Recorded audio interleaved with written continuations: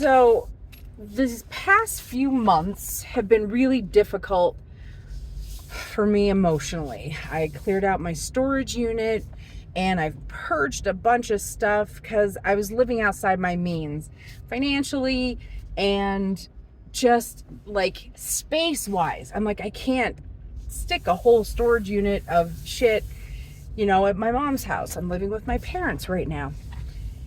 And so it just meant going through things and, taking a look. I'm like, is this going to help me with my future goals? If not, man, ditch it. Have I not touched this thing? Is this a project that I bought for some day, but that day hasn't come in 5 years? Ditch it. If you really want to do it, you can buy the shit again and actually do it when you're ready to do it, right? And in addition to just the stuff that I was surrounded by, I was going through my papers, my mementos, my school accomplishments, my spelling bee certificates, my certificate for being a library helper. I've held on to these like there's some kind of badge of who I am. I'm like, look, I did really good at this one thing. And I understand where it came from, like as a child, home life was awful. It was so bad. And my only reprieve was school. School was my safe space. The bullying that I dealt with in school was nothing compared to what was going on at home. So I could handle it. When I was in the classroom, learning things, learning how to research, singing, all the things in school is what brought me joy, aside from riding my bicycle or roller skating, And so I've held on to these certificates from elementary school, Whittier Elementary School, library helper. I had 2 certificates. I'm like, why the fuck do I have these?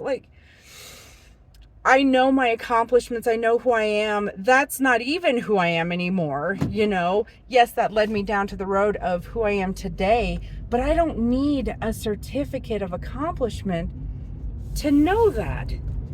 And so it was like getting rid of things like that. It was saying goodbye to an old part of myself that I was coveting like it was my whoopee.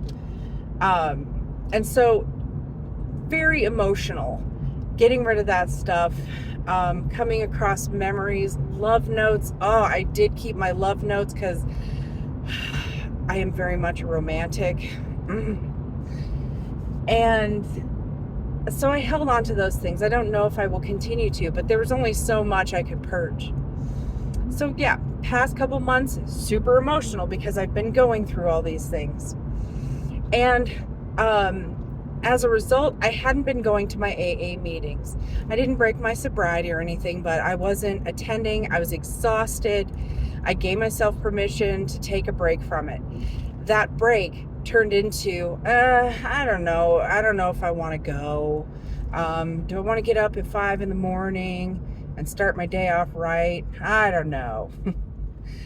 And so I realized that I needed something, I was finding myself dipping down into a slump again. I'm like, what the fuck? Things are going really well. And then, I came to a meeting and I left feeling so energized, feeling so, oh my God, motorcyclist, that was not safe. Feeling energized and motivated and encouraged to keep going with my sobriety. And then I came the next day and I'm like, oh shit, this is what I've been missing. And I'd attended the meeting online via Zoom, but it is different being there in person. You get the hugs, you get the laughter, and it's not filtered through a piece of technology. And so a few days ago, I'm on step 4. Step 4 is taking your inventory. What are the things that cause dis-ease? What is the reason or cause? How did these things make you feel? What was the resulting emotion or feeling? And, this was when I really realized I was holy shit, I've so much resentment, fear, anger, disappointment, disgust. And I'm like, oh my God, I'm still dealing with like resentment and disappointment. I'm like, I don't like having expectations because you can't be disappointed. I'm like, bitch, you still have expectations. So anyway, I went through all those and I did it in a very intellectual way. I'm examining it. I treated it like research, which nothing wrong with that. However, it occurred to me talking to a friend from AA and over coffee that I've been doing my step work with some emotion, but it's mostly been through an intellectual lens. And I've only been just listing the things, but not actually pausing long enough to sit in how these moments made me feel. How do I really feel about this instance? Not just what do I think about this? How do I feel? And it hit me that going through my steps without that emotional component is me only doing half of a job. I have to, yes, I've got equal parts logic, equal parts like artist. I have to have that structure of taking a look at having a table of, these things, these people, how I felt and all that to help me process. But in order to process, I need to go through the emotions of those moments.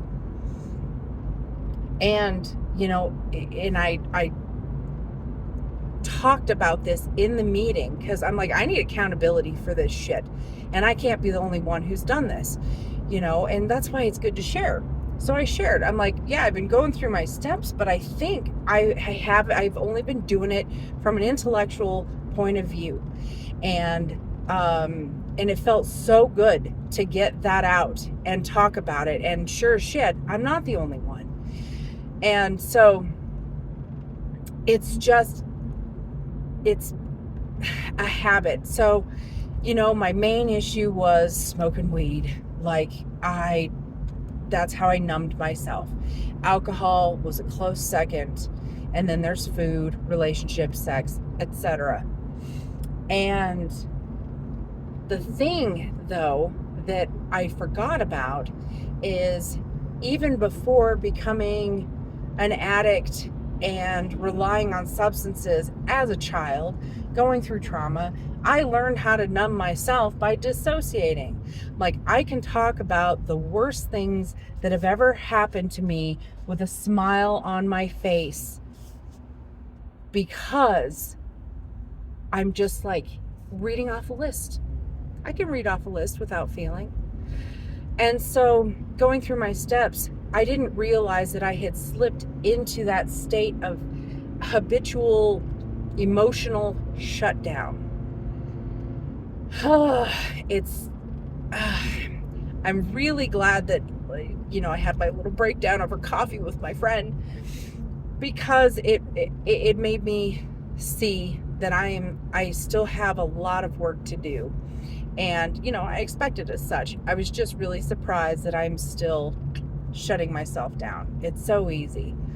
But the more I talk about it, the more it's brought out into the air, and I can keep myself in check to make sure that I am going through all the things to put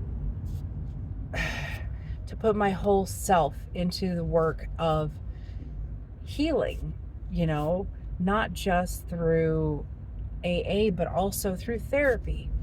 And that's the other component is I'm reading a book called The Practical Guide to CPTSD, and it is fascinating. It's fascinating. And that really gets me into my feels because I'm like, oh my God, yes, I experienced that. Holy shit, this is why I behave this way. This is why I keep doing this over and over and over again. And that I have a harder time shutting down reading that and doing the work, because it asks you, like, how do you connect with any of these situations we talked about, and how does that make you feel? And so I'm like, oh shit, now I have to actually feel. But I found, I could do that homework, but then I was just tired and exhausted, and I'm like, but I don't want to feel when I'm doing my AA homework, but I need to. It's like I've got this backlog of emotions that I have all these rooms in my head filled with these boxes of emotions that I've decided to, wrap up with a neat little bow and just put it on the shelf. The rooms are so full that they're just flowing out, and I can't ignore them anymore. And, then I'm watching a fucking movie, and the next thing you know, I'm bawling about something that has nothing to do with the movie, but it was a catalyst to purge, because I'm not releasing that pressure release valve, whatever. You get what I'm saying. There's so much in me that I need to cry out, that I need to get out, get the anger out, get the fear out, because it's just overwhelming. And in the past, I've been afraid to confront all those, especially the sadness. For the longest time, I wouldn't cry.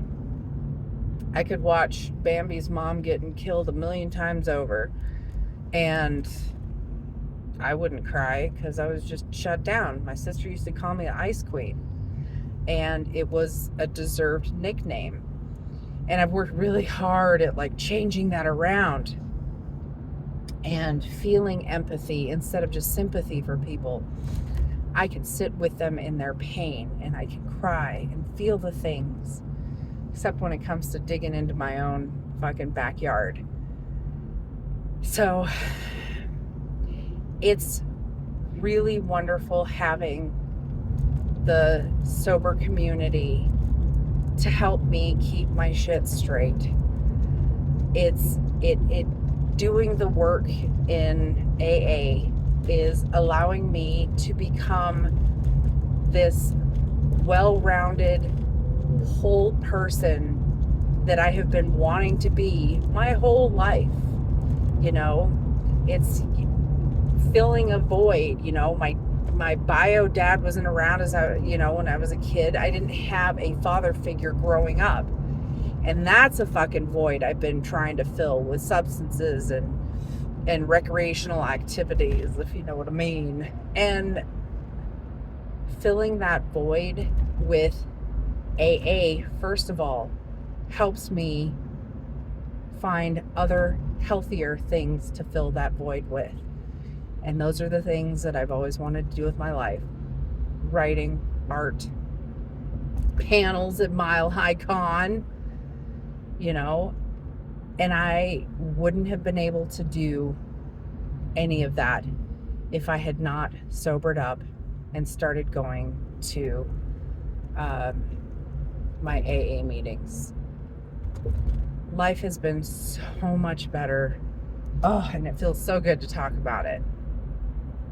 I used to talk about this kind of thing in my Marco Polo videos to friends. And I realized after doing several, I'm like, I should do a video talking about this. So today I decided just to do a video and talk about the things I've been wanting to talk about when I get heavy. So that was the subject for today, is, going through the steps. And it involves the whole of me, and my emotions need to be involved in that. I can't just look at things through an intellectual lens, because it's only doing half the work. And with that, I'm going to listen to some music and relax. The rest of the day is going to be amazing. I'm going to game with my oldest kiddo, play some Baldur's Gate 3. Yes. And have a wonderful time. I hope you have an amazing day, and I will talk with you soon.